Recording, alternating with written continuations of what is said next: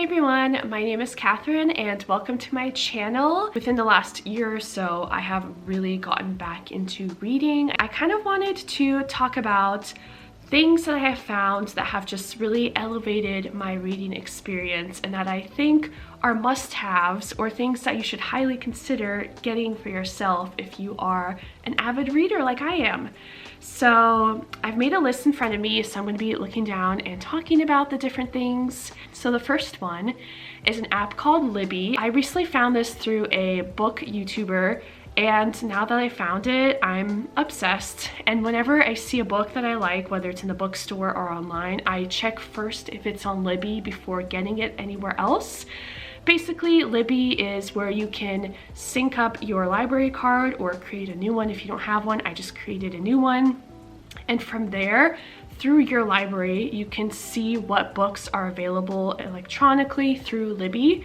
And they have both audiobooks and ebooks. And there have been now multiple times where I have gotten a book for free and was able to listen to it or to read it. I usually get the ebooks and read them. And it's been great because it saves me money and it's not illegal or anything. It's going through your library and I just love that. And I very rarely reread books just because my to be read list is so endless with books that I just want to continue to go through that list of books. So I don't mind having to give the book back. Essentially what you do is you go through the Libby app and it's hooked up to my Amazon account, specifically my Kindle, and from there I just download it and it appears on my Kindle and I have it. I think it's automatically set for about 21 days, which is amazing. The only thing is a lot of the times there's a wait for books, but for me, because I have such a long to be read list, I can just put myself on multiple waits for multiple books. And then when they come through and they're available, I'm able to read them, and I love that. The next one is Audible. As you've probably heard many times, Audible has sponsored so many YouTubers in the past. I'm not sponsored by Audible, but I personally really like Audible because of listening to audiobooks. I just think they have such a large collection of audiobooks to listen to, and I'm not sure if there's like many different plans. I just have kind of the standard one where I get a free audiobook per month. And that typically works for me because I don't go through audiobooks super fast. And there's also Libby where I could see if there's an audiobook there for free, and that doesn't have anything to do with my Audible account. Being able to listen to audiobooks while on the go or multitasking has been great. Audible is my favorite platform to do that in. I recently listened to Regretting You by Colleen Hoover. Colleen Hoover is one of my favorite authors and she's very popular on social media. Next is my Kindle, which just looks like this. I don't have the newest version. This is what my Kindle looks like. I want to read, for example, Bunny next, and that is actually a book I got for free off of Libby. I even have a school book on here because I am taking a certificate program in addition to having a full-time job and trying to pursue my YouTube channel, so it's been a little hectic. There's also something called Kindle Unlimited, and that basically is a subscription. I don't remember how much I paid, to be honest, which is probably not great. It's automatic, but you can get certain books for free, a decent amount of books for free. So the one I listened to actually was through Kindle Unlimited, which is great. But I really love the ebook, although I've been pretty much a fan of physical books, and that being my number one for years and years. If I had to choose nowadays, I would probably choose a Kindle, which I would have never thought. I was very against them for a while, but I just think there's so many pros to the Kindle, to an ebook in general if you want to go through a different one. There's also, I believe, the Nook through Barnes & Noble. But for me, they're just so lightweight, and ebooks are cheaper if you do buy them and not go through Libby. My favorite place to read is in bed with the lights off right before I go to bed.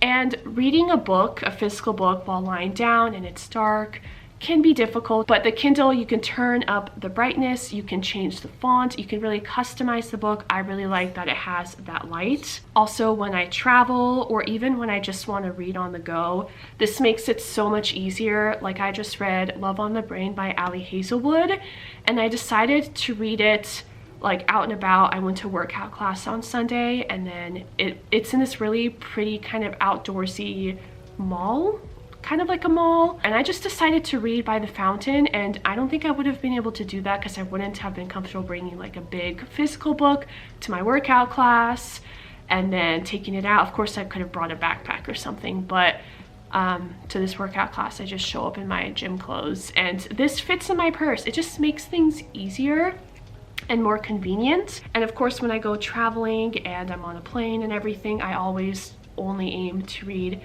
my ebooks because it just makes life so much easier. Going into physical books, I still love physical books, and nothing will beat going into physical bookstore and book shopping, and from there I end up buying lots of books. So it is October when I'm filming this, and hopefully when I post this it'll still be October, but I'm currently reading Such Sharp Teeth by Rachel Harrison. It just came out. I thought it was perfect for October. And it's basically about a girl that gets bitten by a werewolf and turns into a werewolf. So it's been a while since I've read something like this, but obviously this is a physical book, so I still want to read it in my favorite reading time and place, which is right before bed. So I looked online for a portable reading type of a clip, and I was able to find one. I don't know why I didn't do it sooner. It just looks like this. I got the pink one. It has 3 different buttons. I won't turn it on right now because the light is facing me and I will blind myself, but it has an on button. It has this, which has like little light, medium light, heavy light. And then it has this, which allows you to change the different colors of the light. You can do a warm tone, a cool tone, and then this like kind of like a yellowy orange tone. Almost kind of reminds me of like reading by candlelight. And with this guy, it has a USB port. I have not yet had to charge this, and I've used this a decent amount, and I got this a few weeks ago, and it's been great. So it kind of looks like this. You can change the different lighting brightnesses, if you can even tell, and then it changes the colors like that. So those have lately been my must-haves for book lovers, from using certain apps to get free audiobooks or ebooks to reading lights and all of that. Not a very lengthy list, but this has elevated my reading experience greatly. And for this book, I've just been loving using this light lately to read in bed. It's been awesome. I'll try to find it and link it below, but I'm curious for you, where is your favorite place to read? When is your favorite place to read? Do you have a favorite time and place, or just a favorite place? Do you like to switch it up? Does it really depend on your mood? And I also recommend, if you're in a reading slump, to try to switch up possibly where you read. If you have any advice or any recommendations yourself on your favorite book must-have items, let me know if you have any of the ones I mentioned or want to implement them. I'd love to know more, and I hope to see you in a future video of mine.